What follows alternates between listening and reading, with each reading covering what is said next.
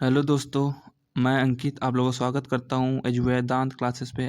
आज का जो लेक्चर होने वाला है वो क्लास 10th के साइंस का जो केमिस्ट्री भाग है उसका चैप्टर सेकंड है, अम्ल क्षार लवण। और इससे पहले हम लोग 3 लेक्चर दे चुके हैं, चौथा लेक्चर है। ठीक है, तो इस लेक्चर में ये है कि इसमें हम लोग 4 अंक वाले प्रश्न देखने वाले हैं, जिसे लघु उत्तरीय प्रश्न भी कहा जाता है। और वीडियो को बिना स्किप किए देखिएगा, क्योंकि इससे बाहर से कहीं से क्वेश्चन नहीं आएगा, जितने भी क्वेश्चन यहीं से आएंगे इस चैप्टर से रिलेटेड। चलिए प्रश्न पहला शुरू करते हैं, अंत तक देखिएगा। तो चलिए, क्वेश्चन नंबर पहला क्या है, अम्ल तथा क्षारों में अंतर बताइए। अम्ल क्या है और क्षार क्या है, तो आइए देखते हैं उत्तर। तो आंसर है अम्लों और क्षारों में अंतर। तो अम्ल एक तरफ हेडिंग डालिए या फिर अम्ल के बारे में लिख लीजिएगा, बीच में एक लाइन खींच लीजिएगा इस तरह, और दूसरी तरफ क्षार लिख लीजिएगा। तो आइए पहले अम्ल के बारे में जान लेते हैं, फिर क्षार के बारे में जानते हैं। तो अम्ल जो होते हैं वो स्वाद में खट्टे होते हैं।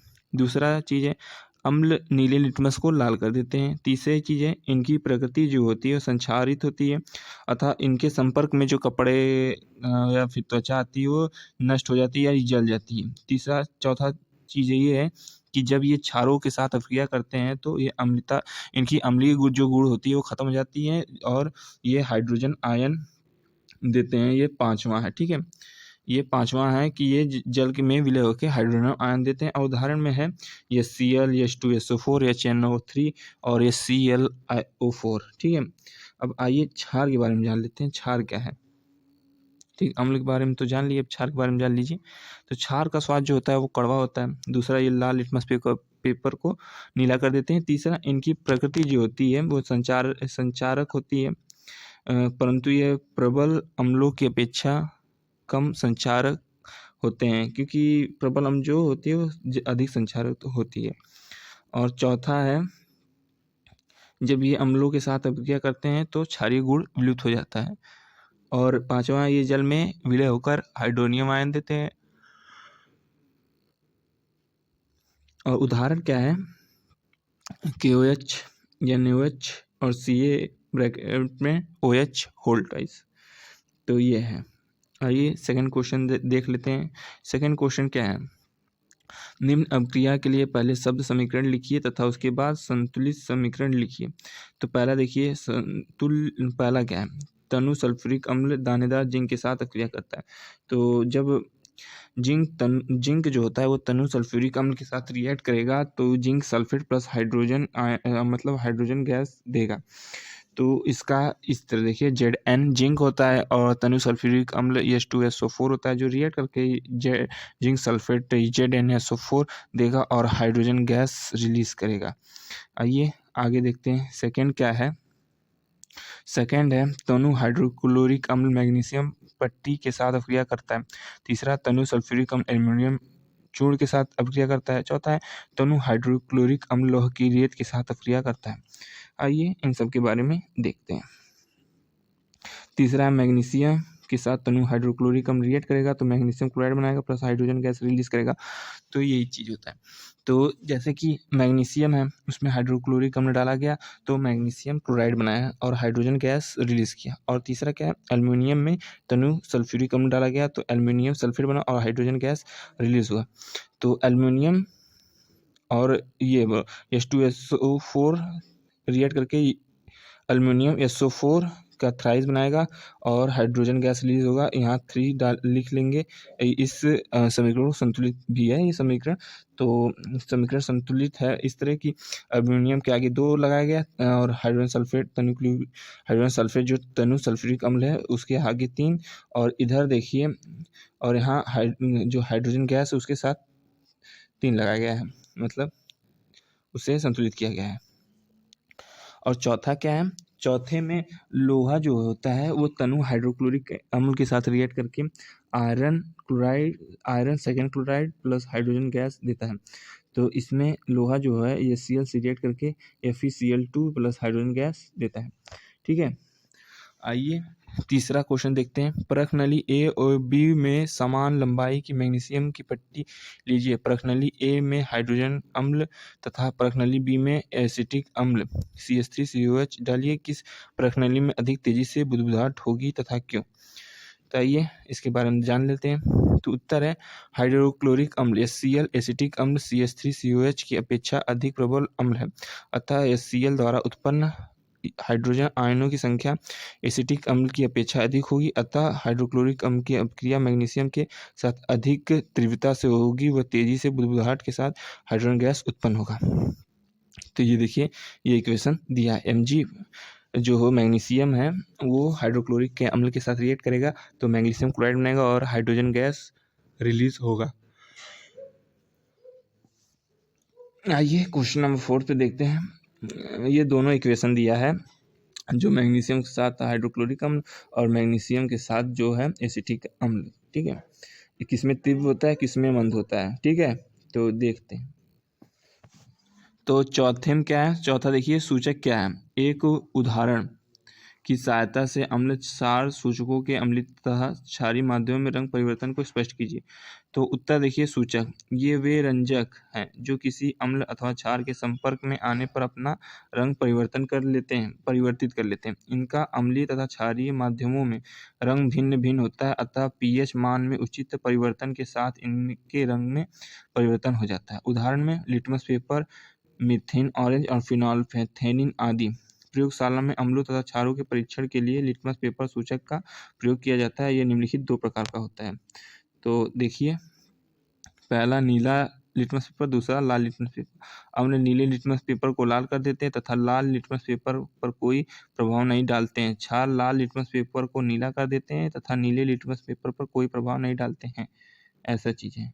आइए क्वेश्चन नंबर 5 देखते हैं। 5 क्या है, तो पाँचवा, 5 विलयन ABCD और तथा E की जब सावित्री सूचक से जांच की जाती है तो pH के मान क्रमशः 4, 1, 11, 7 एवं 9 प्राप्त होते हैं। कौन सा विलयन पहला उदासीन है, दूसरा प्रबल क्षारीय है, तीसरा प्रबल अम्लीय है, चौथा दुर्बल अम्लीय है, पांचवा दुर्बल क्षारीय है। तो pH के मानों को हाइड्रोजन आयन की सांद्रता के आरोही क्रम में व्यवस्थित कीजिए। तो आइए देखते हैं। ये इसका pH पैमाना है, ठीक है। यहाँ 0 से लेके 14 तक है, जिसमें 1, 2, 3, 4, 5, 6 दिया है, जिसमें 1, 4, 7, 9, 11, 14 है। तो जिसमें कि A, D, E, C इन सब का pH पैमाना के जो मान है वो दिया हुआ है, ठीक है। अरे यार कहाँ चला गया, रुको 1 मिनट, गिव मी, बहुत नीचे चला गया यार, रुको अभी ऊपर आना पड़ेगा मुझको। थोड़ा हाँ, कहाँ चला गया, हाँ बस, इधर सर्वाधिक अम्लीय, इधर सर्वाधिक क्षारीय, बीच में जो होता है वो ना अधिक अम्लीय होता है ना अधिक क्षारीय होती है। वहाँ अम्लीयता भी खत्म हो जाती है, क्षारीयता भी खत्म हो जाती है वहाँ, और वहाँ का जो पदार्थ होता है उसे जल कहा जाता है, ठीक है, उदासीन उसे कहा जाता है। तो आइए, अम्लीय विलयनों का pH मान जो होता है वो 7 से कम होता है, जबकि क्षारीय विलयनों का 7 से अधिक। उदासीन विलयनों का pH का मान 7 होता है। पहला D उदासीन है, pH 7 है। C प्रबल क्षारीय, pH 11 है। तीसरा B प्रबल अम्लीय, pH मान 1 है। और चौथा है एक दुर्बल अम्लीय, pH मान 4 है। और पांचवा जो है वो दुर्बल क्षारीय है, तो pH मान 9 है, ठीक है। ये सब चीज़ें थी। किसी विलयन का pH मान जितना कम होता है उसमें हाइड्रोजन आयन की सांद्रता उतना ही अधिक होती है। अतः हाइड्रोजन आयन की सांद्रता का आरोही क्रम इस प्रकार है कि विलयन CEDAB सब घटते हुए क्रम में है, ठीक है, सब घटते हुए क्रम में है। 11, 9, 7, 4, 1, ठीक है। तो इसमें अम्लीयता हाइड्रोजन आयन की सांद्रता आरोही क्रम में इस प्रकार है। तो बढ़ती हुई हाइड्रोजन आयन की सांद्रता 11 से 1 की तरफ हाइड्रोजन आयन की सांद्रता जो है वो बढ़ती है, ठीक है। आइए अब छठवां देखते हैं। क्वेश्चन छठवां क्या है, तो छठवां देखिए, ये ग्वाला ताजे दूध में थोड़ा बेकिंग सोडा मिलाता है। पहला, वो ताजे दूध के pH मान को 6 से बदल कर थोड़ा क्षारीय क्यों बना देता है। दूसरा, इस दूध को दही बनने में अधिक समय क्यों लगता है। तो उत्तर है पहला, जब दूध खट्टा होता है तो उसमें अम्ल अत्यंत उत्पन्न होता है। बेकिंग सोडा क्षारीय लाने से यह उत्पन्न होने वाले अम्लों को उदासीन कर देता है तथा दूध खट्टा होने से बचा देता है। अतः पीएच को बढ़ाकर क्षारीय बना देता है, जिससे दूध जल्दी नहीं फटता। दूसरा देखिए, दूध से दही बनते समय दूध की लैक्टो शर्करा लैक्टिक अम्ल में बदल जाती है, परंतु बेकिंग सोडा की उपस्थिति में दूध अपेक्षाकृत क्षारीय होता है, जिससे उत्पन्न होने वाला अम्ली उदासीन हो जाता है। अतः इससे दही बनने में अधिक समय लगता है। अब आइए 7वां क्वेश्चन देखते हैं। धोने के सोडे एवं व्यंजन चूर्ण के दो प्रमुख उपयोग बताइए। तो उत्तर है धोने के सोडे के उपयोग। तो पहला है, इसका उपयोग जल की स्थायी कठोरता को दूर करने के लिए किया जाता है। दूसरा, सोडियम कार्बोनेट का उपयोग कांच, साबुन आदि उद्योगों में किया जाता है। विरंजक चूर्ण के उपयोग। पहला, विरंजक चूर्ण का उपयोग जीवाणुनाशक के रूप में तथा जल के शुद्धिकरण में किया जाता है। दूसरा, विरंजक चूर्ण का उपयोग ऑक्सीजन के रूप में तथा चीनी को सफ़ेद करने में किया जाता है। और आइए प्रश्न 8वां देखते हैं।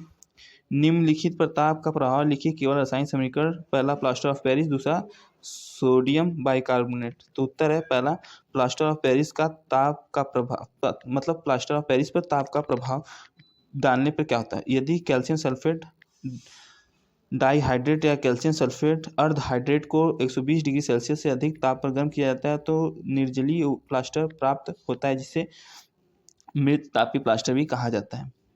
तो इसका इस तरह बनेगा, जो कैल्शियम सल्फेट डाइहाइड्रेट होता है 120 डिग्री सेल्सियस पर गर्म करने से कैल्शियम सल्फेट प्लस H2O निकलता है, और वही अर्ध हाइड्रेट जो होता है इसको गर्म करने पे ये निकलता है। ठीक है, यही बनता है। तो ऐसा होता है। ठीक है, तो 400 डिग्री सेल्सियस से अधिक ताप पर गर्म करने पर कैल्शियम सल्फेट का अपघटन हो जाता है। इसके फलस्वरूप कैल्शियम ऑक्साइड प्राप्त होते हैं तथा SO2 और O2 गैस मुक्त होते हैं। ठीक है, कैल्शियम सल्फेट जो होता है 400 डिग्री सेल्सियस पे गर्म करने पे calcium oxide plus calcium sulphate को सल्फर बनता है और ऑक्सीजन बनता है। और दूसरा, सोडियम बाइकार्बोनेट को गर्म करने पे सोडियम कार्बोनेट और कार्बन डाइऑक्साइड और जल बनता है। ये चीज़ थी आज के लेक्चर में। कल का लेक्चर विस्तृत उत्तरी प्रश्न होने वाला है। 7 अंक वाले प्रश्न के लिए अगला लेक्चर होने वाला है। तो चलिए मिलते हैं अगले लेक्चर में, तब तक के लिए धन्यवाद।